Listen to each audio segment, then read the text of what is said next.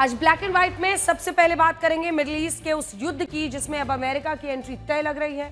Middle east में युद्ध बहुत भीषण हो चुका है। इजराइल तो ईरान पर हमले कर ही रहा है, लेकिन ईरान भी पीछे नहीं है। इन तस्वीरों को देखिए। बहुत से लोगों को यह लगता होगा कि इजराइल तो बहुत शक्तिशाली है, इसलिए वो ईरान पर भारी पड़ रहा है।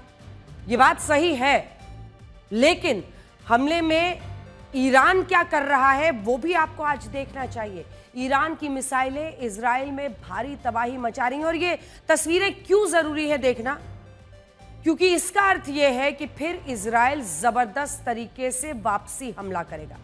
ये जो तस्वीरें आप देख रहे हैं इस वक्त, ऐसी तस्वीरें अक्सर गाजा पट्टी से आती थी, लेकिन ये गाजा नहीं बल्कि इजराइल का रिशॉन लॉजियान इलाका है, जहां ईरान की मिसाइल गिरी और उसके बाद ये हाल हुआ। ये हम आपको इसलिए दिखा रहे हैं ताकि आप ये समझ पाएं कि अमेरिका को इजराइल का साथ देने के लिए इस युद्ध में क्यों कूदना पड़ रहा है। ईरान के हमलों में इजराइल का खासा नुकसान हो रहा है।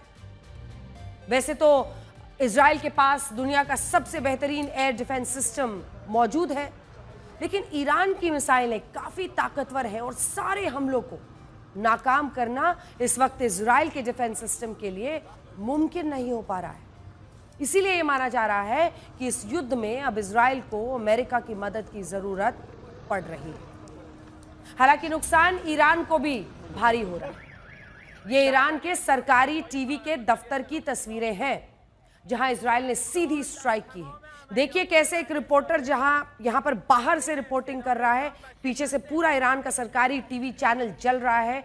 सुनने की कोशिश करते हैं कि रिपोर्टर क्या कह रहा है।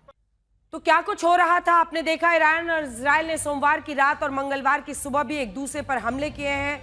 इजरायली सेना ने ताजा हमले में ईरान के एक सीनियर सैन्य कमांडर अली शादमानी को मारने का दावा किया है। अब देखिए, इजराइल ने दावा किया है कि ईरान ने आज सुबह इजराइल पर 30 मिसाइलें दाग दी हैं।